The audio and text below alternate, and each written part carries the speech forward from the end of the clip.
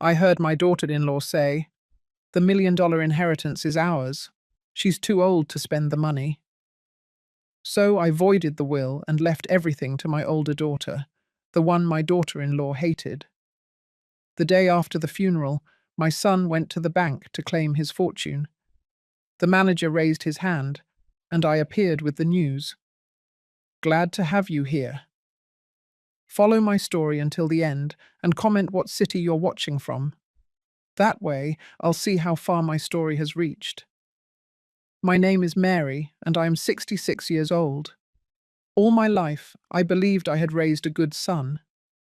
Michael was my pride, my only real connection to the future after I lost my husband Robert 20 years ago. But that Thursday morning, while waiting in Dr. Smith's office for my routine checkup, I heard words that shattered everything I thought I knew about my family. I had arrived early for my appointment, as I always do. The office was almost empty, with just a few chairs occupied in the waiting room. I sat near the window, flipping through an old magazine, when I heard a familiar voice in the hallway. It was Rebecca, my daughter-in-law. At first, I thought it was a coincidence. Perhaps she had an appointment with a specialist in the same building. But then I heard her talking on the phone, and the words coming out of her mouth chilled my blood. "The will is rightfully ours, Jessica," she was saying with that sweet voice she always used when she wanted something. "Mary is already 66. She's too old to spend that amount of money. $1 million wasted on an old lady who barely leaves her house." I felt as if someone had punched me in the stomach. Jessica was her younger sister. She had always been just as ambitious as Rebecca. But hearing my own daughter-in-law talk about me as if I were an obstacle to their fortune left me breathless. "Michael is completely on board," Rebecca continued, and those words were like daggers. "He says his mum is never going to change the will anyway. She's too attached to it to leave it to Sarah." She laughed, a cold laugh I had never heard before. "That bitter older daughter of hers doesn't even visit anymore. We are her only real family." My hand trembled as I gripped the edge of the chair. Sarah, my older daughter, had been gradually estranged from our family life ever since Rebecca entered the picture 5 years ago. I always thought they were natural differences between a mother-in-law and daughter-in-law, normal conflicts that would resolve over time. I never imagined it had been deliberate. "The plan is simple," Rebecca went on, lowering her voice, but not enough for me to miss it from where I was sitting. "We are going to be more insistent about the will. Michael is going to start suggesting that Mary should organize her affairs while she is still lucid. You know, for her own good." I closed my eyes, feeling the tears start to form. For the past few months, Michael had been casually mentioning topics about financial planning, about the importance of having everything in order. I had thought it was because he was concerned about my well-being. How naive I had been. "Jessica, you don't understand," Rebecca continued. "This woman sits in that huge house every day, counting her money like a dragon on its treasure. Meanwhile, Michael and I can barely afford the mortgage on our apartment. It's unfair." Unfair. That word resonated in my mind like a funeral bell. I had worked for 40 years as a nurse. I had saved every penny after my husband died. I had lived modestly to make sure my children had something when I was gone. And now my own daughter-in-law called it unfair. "Besides," Rebecca added dismissively, "what is Mary going to do with $1 million? Buy more cardigans? More cat food? It's ridiculous. We could use that money to truly live, to give our children a good life." Our children. Rebecca was 3 months pregnant, a detail that made everything even more painful. I was going to be a grandmother, and my daughter-in-law was already counting my inheritance as if it were hers. The nurse called my name then. "Mrs. Smith?" I raised my hand automatically, even though my last name was Johnson. My mind was so jumbled I couldn't even remember my own name. I rose with shaky legs and walked into the office, but I couldn't focus on anything the doctor was telling me. His words about blood pressure and blood tests faded into the background as I processed what I had just heard. When I left the office an hour later, Rebecca was gone.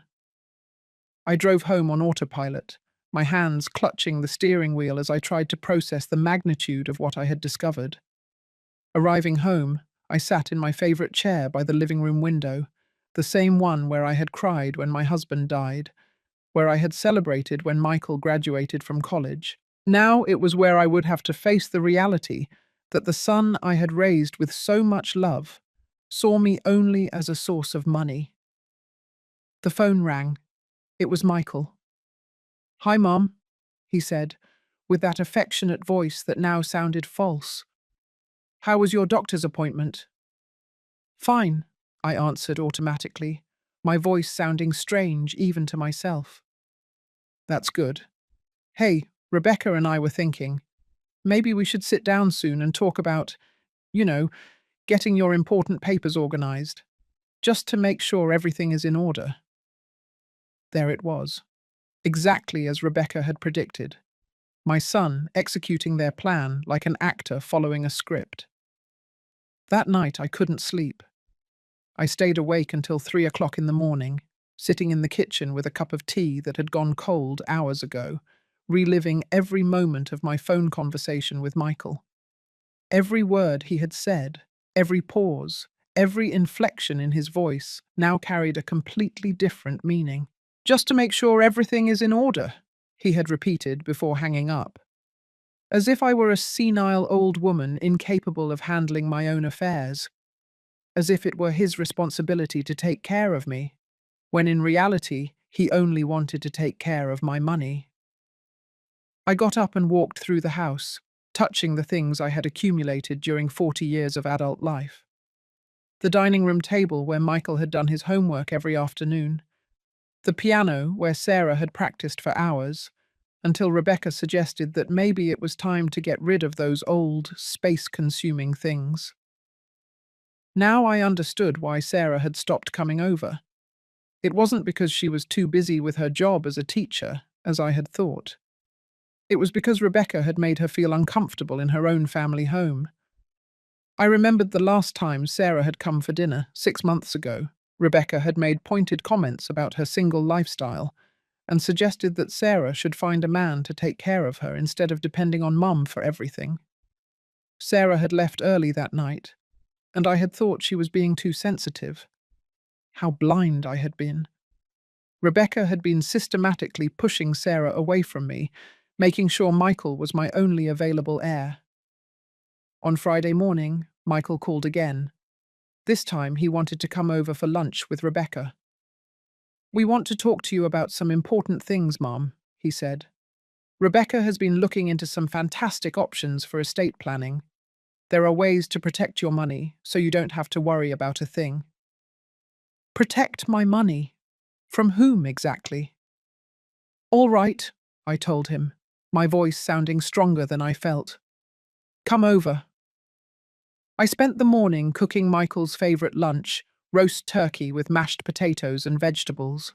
As I peeled the potatoes, my hands trembled, remembering all the times I had cooked this same meal for him as a child, when he was sick, when he was heartbroken over some teenage girlfriend. I had put so much love into every meal, every bit of care, every sacrifice.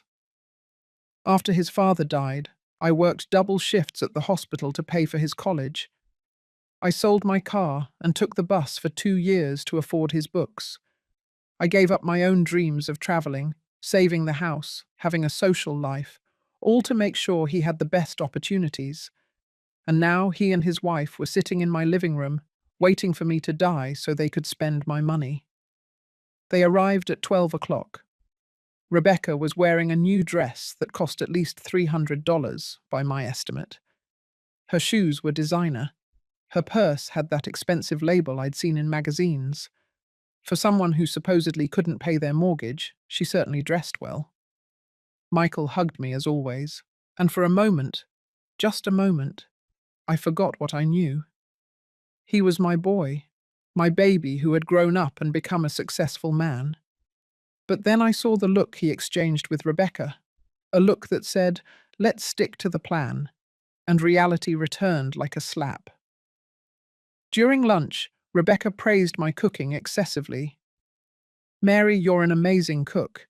It's a shame you only cook for yourself most of the time." A subtle jab reminding me of my loneliness.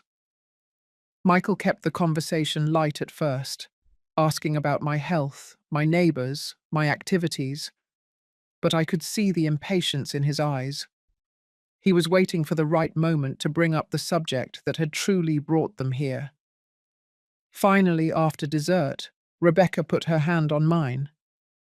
"Mary, Michael and I have been talking, and we're concerned about you being here alone with so many financial responsibilities. It must be very stressful to manage all those accounts and investments by yourself. I had been managing my finances perfectly for 20 years, but I didn't say anything." "We've been thinking," Michael continued, "that maybe it would be a good idea to set up a few things so that if something were to happen to you, everything would be organized. You know, power of attorney, that kind of thing, for your peace of mind." My peace of mind, as if the problem was my tranquility and not their greed. "Also," Rebecca added with that sweet smile I now recognized as pure poison, "we think you might consider moving into something smaller. This house is too big for one person, and we could help you find a lovely, more manageable place." There it was. They wanted me to sell the house.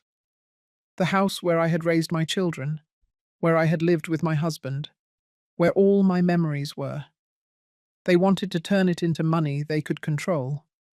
I looked at the two of them, sitting at my table, eating my food, planning my future as if I were a child incapable of making decisions. And in that moment, something inside me changed. It wasn't just sadness I felt anymore. It was something colder, more determined. "I'll think about it," I finally told them. Michael smiled, clearly satisfied. "That's all we ask, Mum. We just want the best for you." After they left, I sat in my living room and cried. I cried for the son I thought I had raised. I cried for the years of sacrifice that apparently hadn't meant anything. I cried for the family I thought I had. But when I ran out of tears, something else began to grow in their place. A cold, clear resolution. If they wanted to play this game, I could play it too. On Monday morning, I woke up with a clarity I hadn't felt in years. All weekend I had been thinking, planning, remembering things I had overlooked. I was no longer the naive woman I had been the previous Thursday. Rebecca's conversation had opened my eyes in a way I could never close them again. The first thing I did was call the law firm Smith & Associates. Harold Smith had been my husband's lawyer for years, and after his death, he had become my trusted legal advisor. He was an honest man of 72, with enough experience to understand exactly what I needed to do.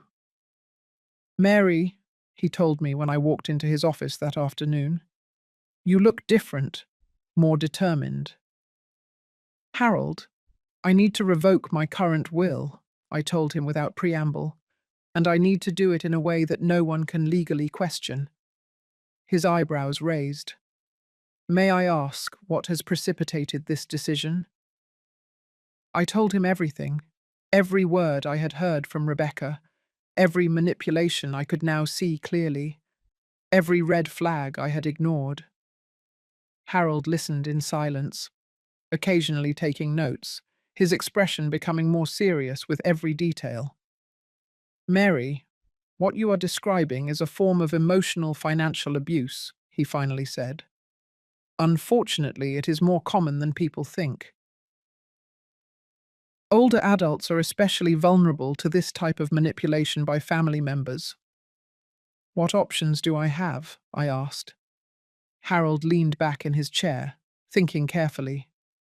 "First, we can completely revoke your current will and create a new one. Second, we can set up safeguards to ensure your new will cannot be contested on grounds of mental capacity. And third," he paused, We could consider some more creative strategies. What kind of strategies? Well, if you truly want to teach them a lesson about the consequences of greed, there are legal ways to do it. But I need you to be absolutely sure this is what you want to do. I thought of Rebecca laughing as she talked about me as if I were an obstacle. I thought of Michael planning my future as if I had no say in it. I thought of Sarah, my older daughter, whom they had systematically pushed away from my life. I'm sure, I told him. For the next 2 hours, Harold and I worked out the details. The new will would leave everything to Sarah. The house, the investments, the savings accounts, everything. Michael would receive exactly $1, the minimum amount required by law, so he couldn't claim he had been accidentally forgotten. But that was just the first step of the plan. Harold, I told him, there's something else I need to do. I need to reconnect with Sarah, but without Rebecca knowing. That night, I called Sarah for the first time in months. Her voice sounded surprised to hear my number on her phone. Mum, is everything okay?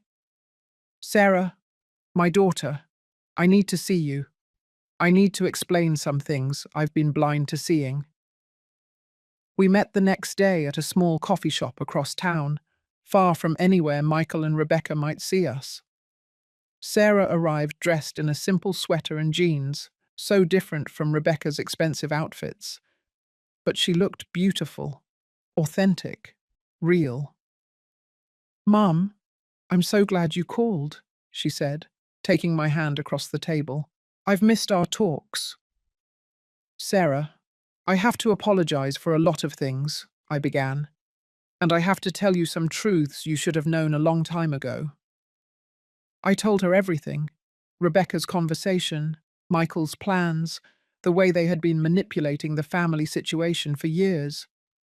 As I spoke, I saw tears form in Sarah's eyes. Mum, I knew something was going on, she told me.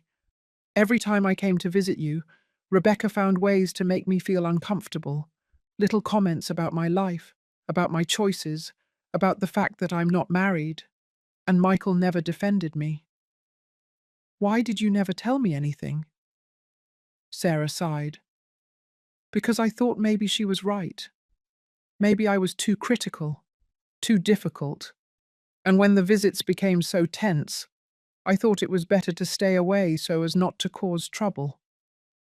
My heart broke hearing this. My own daughter had pulled away to protect my happiness, while Rebecca had been using that absence to strengthen her position as the devoted daughter-in-law. Sarah, there's something else you need to know, I told her. I've changed my will. Everything is going to you. Her eyes widened. Mum, you can't do that just out of anger. Michael is your son too. It's not out of anger, my dear. It's for justice. Michael made his choice when he decided to see me as a source of money instead of as his mother. But more important than that, I need you to understand that this is only part of a bigger plan. I explained what Harold and I had designed. Sarah listened with a mix of shock and growing admiration. Are you sure you want to do this? She asked me. I've never been more sure of anything in my life. Over the next few days, I put the plan in motion. First, I discreetly transferred some of my largest investments to accounts that only Sarah and I knew about. This wasn't to hide money, but to ensure that funds would be immediately available to her, no matter what happened. Second, I started documenting everything. Every call from Michael about financial planning, every suggestion from Rebecca about selling the house, every subtle pressure to sign documents. Harold had explained to me that if they ever questioned my mental capacity, we would need evidence that my decisions had been carefully considered and well documented. But the hardest part of the plan required me to act like the vulnerable old woman Rebecca believed I was. I had to make them think their manipulation was working. When Michael called on Wednesday to ask if I had thought more about organizing my affairs, I told him yes. that maybe he was right about the house being too big. "That's wonderful, Mum," he said, and I could hear the relief in his voice. "Rebecca found some really nice places we could look at this weekend." "All right, honey," I told him, forcing my voice to sound tired and confused. "I guess you know what's best." What they didn't know was that every word of that conversation was being recorded, as Harold had taught me was legal to do with my own phone calls. On Friday, Rebecca called me directly, something she rarely did. "Mary, I just wanted you to know how proud I am of you for making these difficult decisions," she said, with that sweet voice I now recognized as completely false. "I know it must be scary to think about all these changes, but Michael and I are going to take care of you. You don't have to worry about a thing." "Thank you, Rebecca," I said. "It means a lot to me to know I can trust you too." After hanging up, I sat in my kitchen, smiling for the first time in weeks. If they wanted to play the manipulation game, they would discover that they had severely underestimated their opponent. On Saturday morning, as I prepared for what would be one of the most important performances of my life, I received an unexpected call. It was Dr. Smith, my primary care physician for 15 years. "Mary, I hope you don't mind me calling you on the weekend," he said, "but Harold Smith contacted me yesterday. He explained your situation and asked me to call you about an idea he has." Harold had been smart to involve Dr. Smith. George Smith was not just my doctor, but also an old family friend who had known my husband since before I was married. More importantly, he was someone Michael completely trusted. "What kind of idea?" I asked, though Harold had already given me some vague details. "Well, if you really want to teach Michael and Rebecca a lesson about their true priorities, we could stage a small medical emergency. Nothing dangerous, of course, but worrisome enough to reveal their true thoughts." The idea was brilliant in its simplicity. I would experience chest pain during today's visit to the condos Rebecca had chosen.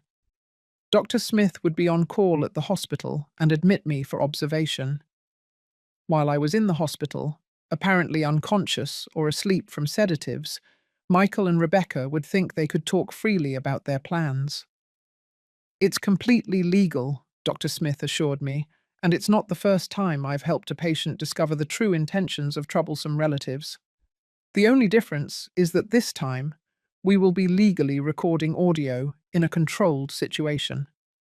At 2 o'clock in the afternoon, Michael and Rebecca arrived to take me to see the lovely condos Rebecca had selected.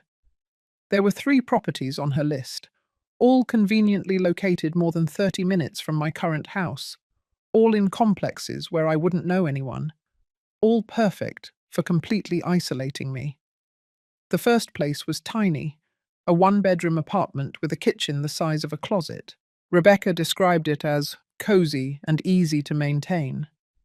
Michael nodded enthusiastically, as if he truly believed I would be happy in a shoebox after living in my 4-bedroom house for 25 years. "And best of all," Rebecca added, as we walked through the claustrophobic space, "it's completely furnished. You wouldn't have to worry about moving all that old, heavy furniture from the house." Old, heavy furniture. She was referring to the antiques my husband and I had collected for years, pieces worth more than Rebecca probably imagined. At the second place, while Rebecca was talking to the real estate agent about financing options, I heard Michael make a phone call. He thought I was distracted looking at the balcony, but I could hear every word.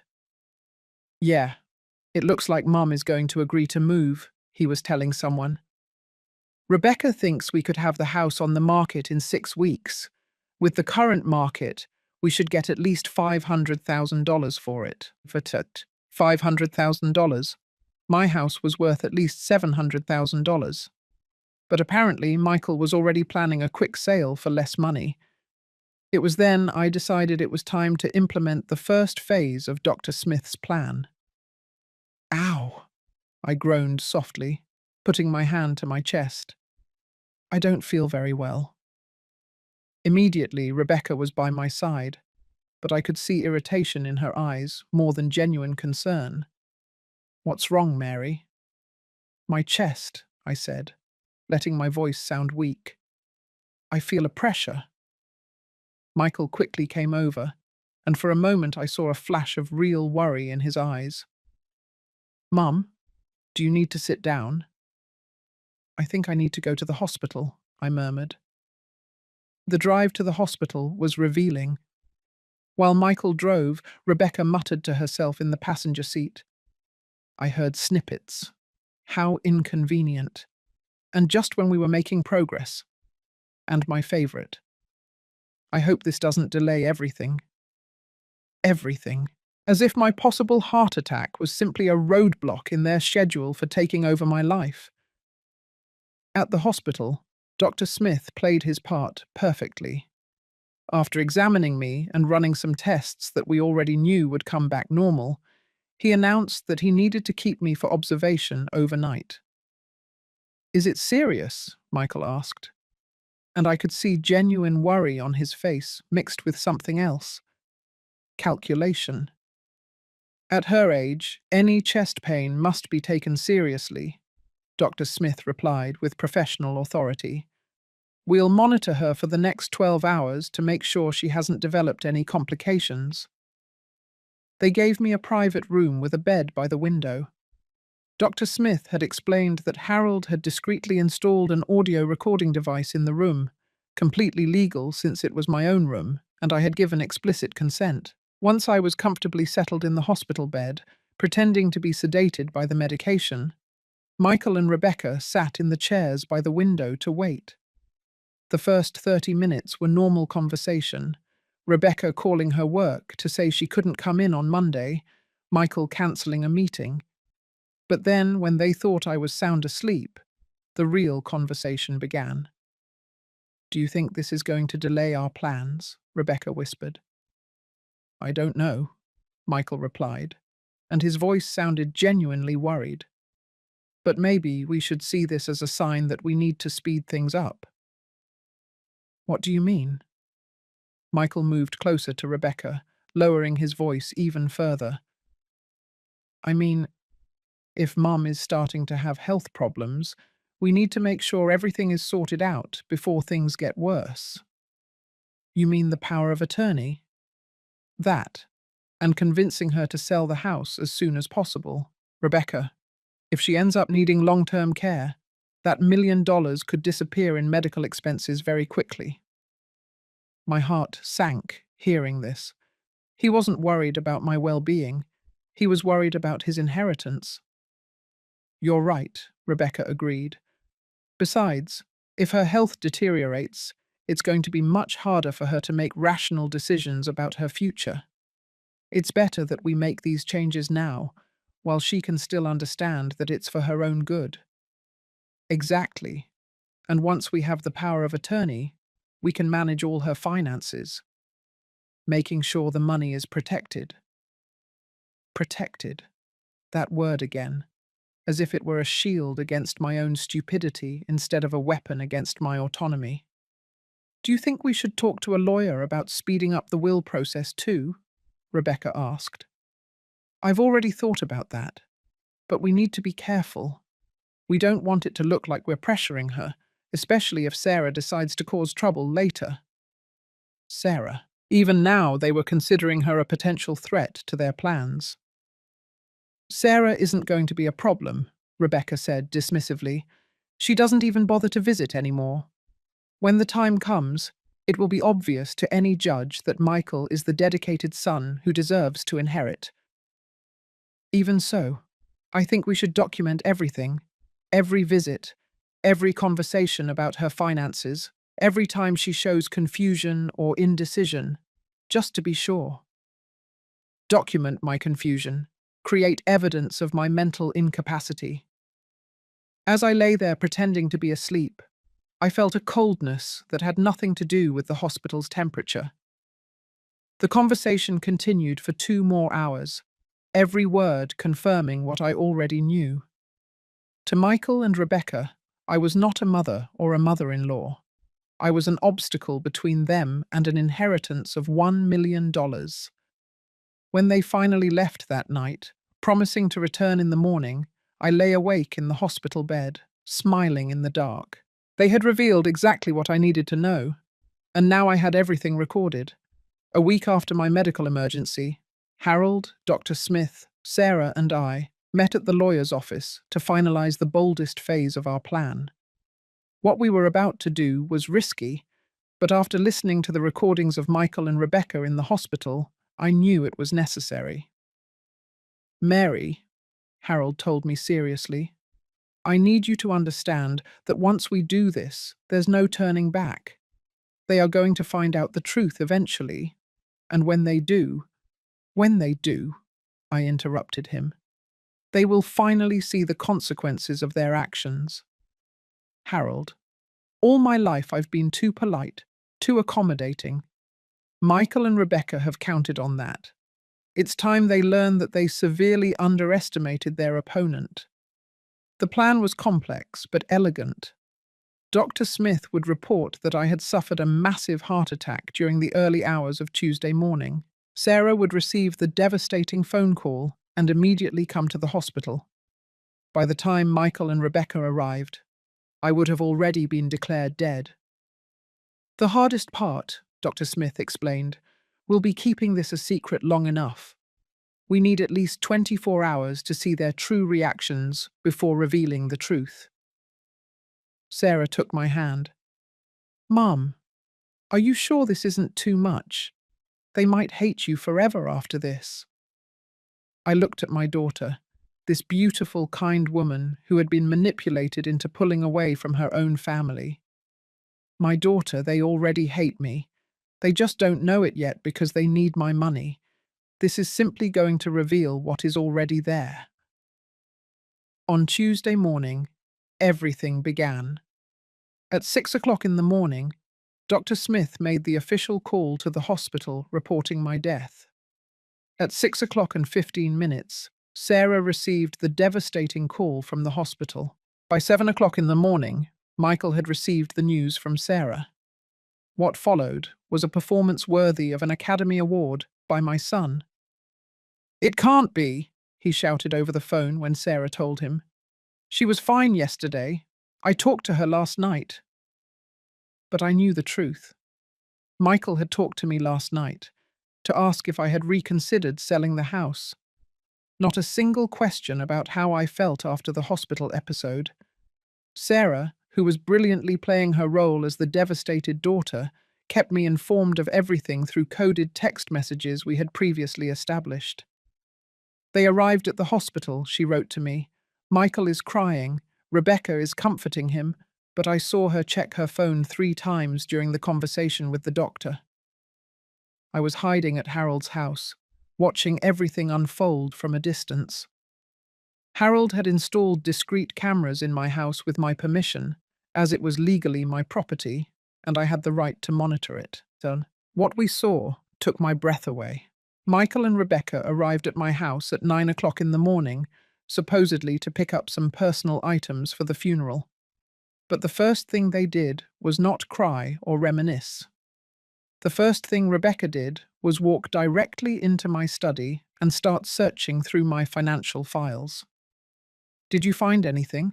Michael asked her from the living room, where he was supposedly picking out photos for the funeral service. I'm still looking, Rebecca replied.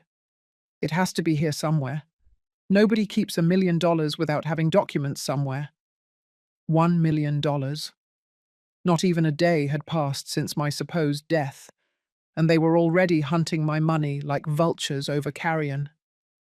Sarah sent me constant updates. They're in your bedroom now. Rebecca is checking your jewelry box. Michael is looking in your dresser. 2 hours later, I received a message that chilled my blood.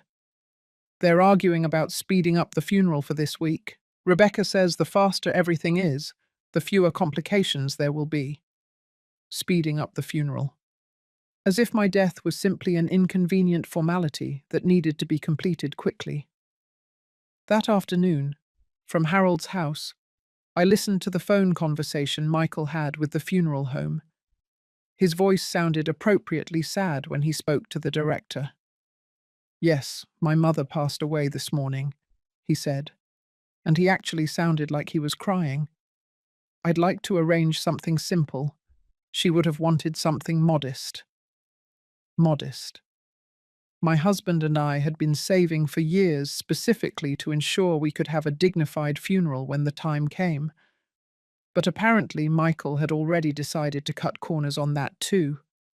On Wednesday evening, Sarah came to see me at Harold's house with a full report of the day's activities. "Mum, you have to hear this," she said, pulling out her phone. "I recorded part of a conversation between Michael and Rebecca this afternoon." Rebecca's voice sounded through the speaker. "Michael, we need to get an appointment with your mother's lawyer tomorrow morning.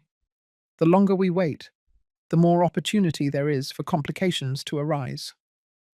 "What kind of complications?" Michael had asked. "Sarah, mainly. I know she and your mother weren't close lately, but she's still her daughter. If she decides to hire her own lawyer or contest the will, we could end up in a legal battle that would cost us thousands of dollars." "You're right. I'm going to call Mum's lawyer first thing tomorrow." Sarah paused the recording. "Mum, they're going to find out you changed the will tomorrow." "Perfect," I told her. "That means it's time for the final phase." On Thursday morning at 9 o'clock, Michael and Rebecca showed up at Smith & Associates' office. Harold had told me they had an appointment for 9 o'clock and 30 minutes, but they arrived early, clearly anxious to begin the process of claiming their inheritance. "Good morning," Michael said to the receptionist. "I'm Michael Johnson, and this is my wife Rebecca. We have an appointment to review my mother's will, Mary Johnson. She passed away the day before yesterday." The receptionist, who was completely informed of our plan, greeted them with the appropriate expression of condolence. "Of course, Mr. Johnson. Let me inform Mr. Smith that you have arrived." Harold came out to greet them personally, and I could see through the building's security cameras that I had legally installed for this specific purpose. His expression was somber but professional. "Michael, Rebecca, please come into my office. I am so sorry for your loss." For the next 15 minutes, Harold carefully explained the basic legal procedures for executing a will. Michael listened intently, but I could see Rebecca was impatient, constantly checking her watch. Finally, Harold opened the file. "Michael, I must tell you that your mother revised her will a few weeks ago." Michael straightened up in his chair. "Revised? What exactly does that mean?" "It means she made some significant changes to her last wishes." Harold paused dramatically before continuing. "According to the current will of Mary Johnson, dated the 20th of this month," Harold looked down at his papers, "she leaves the entirety of her estate to her daughter, Sarah Johnson." The silence that followed was deafening. I could see Michael through the camera, his mouth opening and closing like a fish out of water. Rebecca had gone completely pale. "The whole inheritance?"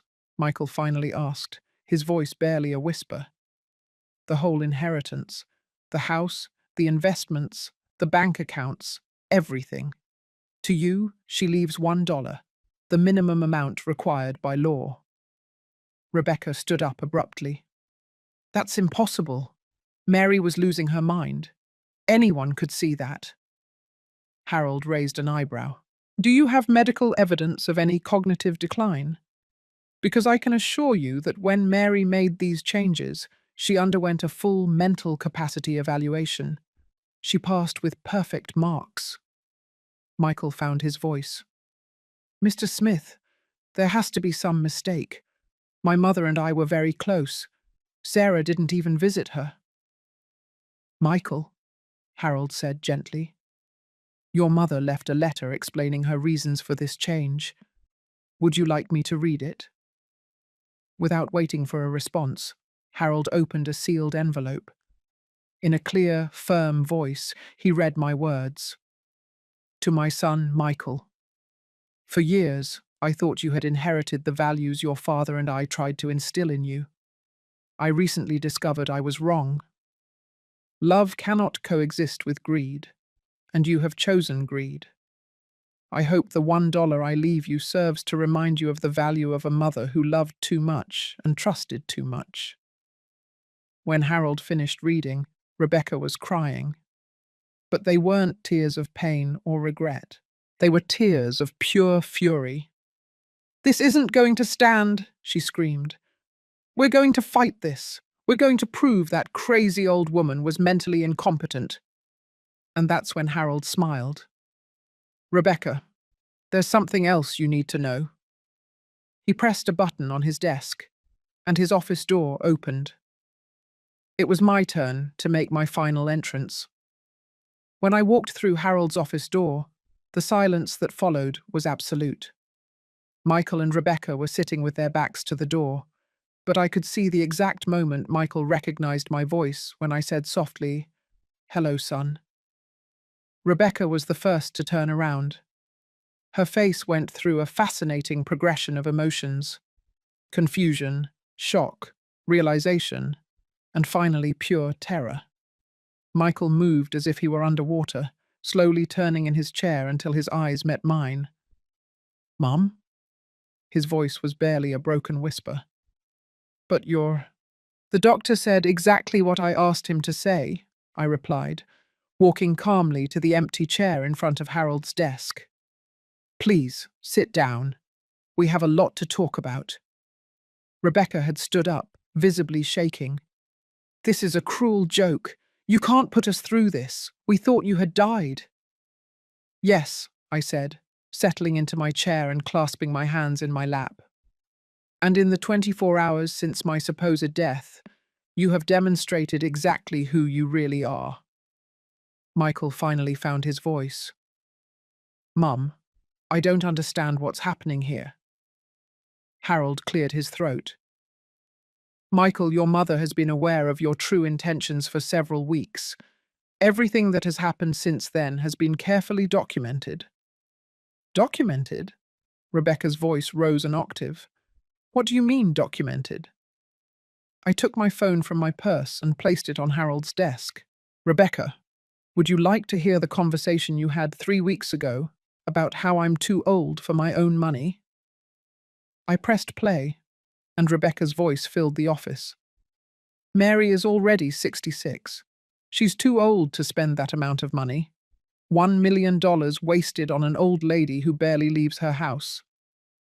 Rebecca slumped into her chair as if someone had let all the air out of her lungs. Michael looked at her with an expression I had never seen before: horror mixed with realization. "There's more," I continued, pulling out a second recorder. "This is from when you thought I was sedated in the hospital." Michael's voice filled the silence. "If Mom is starting to have health problems, we need to make sure everything is sorted out before things get worse." Michael went pale. "Mum, I was worried about you. I wanted to make sure you were protected." "Protected?" My voice remained calm, but I felt a coldness I had never experienced before. "Michael, in that conversation you talked about documenting my confusion to use against me later. You talked about speeding up the will process. You didn't mention my well-being even once." Harold intervened. "And then there's the evidence from yesterday and today." He turned on his computer monitor, showing the security recordings from my house. There were Michael and Rebecca, barely hours after my supposed death, frantically searching through my financial documents.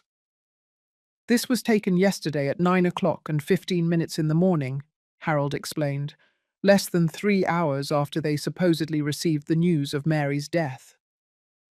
On the screen, Rebecca could clearly be seen checking my jewelry box while Michael searched my financial files. There were no tears, no grief, only a systematic search for valuable assets. "And this one," Harold continued, switching to another recording, "is from this morning, when they were discussing speeding up the funeral to avoid complications." Rebecca stood up abruptly. "This is cheating." You set us up. Yes, I admitted unapologetically. I set you up because I needed to be absolutely sure who you really were before making permanent decisions about my life and my money. Michael had remained silent, but I could see tears forming in his eyes. For a moment, just a moment, I felt a pang of the old maternal pain, but then I remembered his recorded words about documenting my confusion, and the pang vanished. "Mum," he finally said, his voice broken, "I know this looks bad, but you have to understand. I love you." "You love me, Michael?" I took another recorder from my purse. "This is your phone conversation with the funeral home yesterday." His own voice echoed in the room. "I'd like to arrange something simple. She would have wanted something modest." "Michael," I said softly, "your father and I saved specifically for our funerals because we wanted dignified ceremonies. You knew that. But apparently you decided you could save money on my final farewell too." Tears started rolling down Michael's cheeks, but I no longer cared. I had cried too many of my own tears over the past few weeks. Rebecca, who had been silent for several minutes, suddenly exploded. "All right. Yes, we wanted your money, but you're 66 years old. What are you going to do with $1 million? We are young. We have a whole life ahead of us. We have a baby on the way." "Ah," I said, feeling a cold smile form on my lips. "The baby? Yes, I heard you're expecting. Congratulations." I turned to Harold. "Harold, could you explain to Michael and Rebecca the legal implications of what they have attempted to do?" Harold opened a thick folder. "Of course. Michael, Rebecca, what you have attempted to do over the past few weeks constitutes several potential crimes: undue influence on an older adult, attempted financial fraud, and conspiracy to obtain power of attorney under false pretenses." Rebecca turned pale. "Crimes? But we didn't do anything illegal." "You attempted to manipulate Mary into signing legal documents transferring control of her finances based on false representations about her mental capacity," Harold explained. "That is fraud. You documented your plans to create false evidence of mental incompetence. That is conspiracy." Michael found his voice. "Are you going to press charges against us?" I looked at my son, this man I had raised with so much love and sacrifice, and I felt something I never thought I would feel toward him: complete indifference. "No," I finally said. "I'm not going to press charges." The visible relief on their faces was almost comical. "But," I continued, "you are also not going to receive a single penny from me ever again. Sarah will receive everything when I truly die. You two are going to have to learn to live with the consequences of your decisions." Michael leaned forward. "Mum, please. We can fix this. We can go to family therapy. We can—" "Michael," I cut him off. "Do you know what the moment that hurt me the most in all of this was?" He shook his head, tears falling freely now. "It was when I heard that you knew Sarah had been pushed away from our family, and not only did you do nothing to stop it, but you used it as evidence that you were the better child." I stood up, feeling a freedom I hadn't experienced in years. "Sarah is going to be my only heir because Sarah is my only real child. You, Michael, chose to be Rebecca's husband instead of my son." Rebecca made one last desperate attempt. "Mary, think about your grandson. You're going to deny your own grandson a future." I turned to her, feeling a glacial calm. "Rebecca, my grandson is going to have exactly the future that the two of you can provide him with your own work and your own sacrifices, just as I did with my children." I walked toward the door. Then I turned back one last time. "Michael, for 25 years after your father died, Every decision I made was based on what would be best for you and Sarah. I gave up trips, house renovations, a social life, all to ensure you had a secure future. Apparently, that sacrifice meant nothing to you. Mum, he began, but I cut him off with a gesture. The next time you want to know about my health or my well-being, you can ask Sarah. She will be the only one who has information about me from now on. I left Harold's office, feeling as if I had released a weight I had been carrying for years. In the parking lot, Sarah was waiting for me in her car. "How did it go?" she asked as I got into the passenger seat. "Liberating," I told her as we drove toward her house, where I would stay until I decided what to do with my life. I thought about the future. I was 66 years old, in perfect health, and had $1 million that I could now spend exactly as I wished. "Sarah," I said, "what do you think about taking that trip to Europe I had always wanted to do?" My daughter smiled. "I think it's time you live for yourself, Mum." "Yes," I thought, looking out the window at the midday blue sky. It was finally time.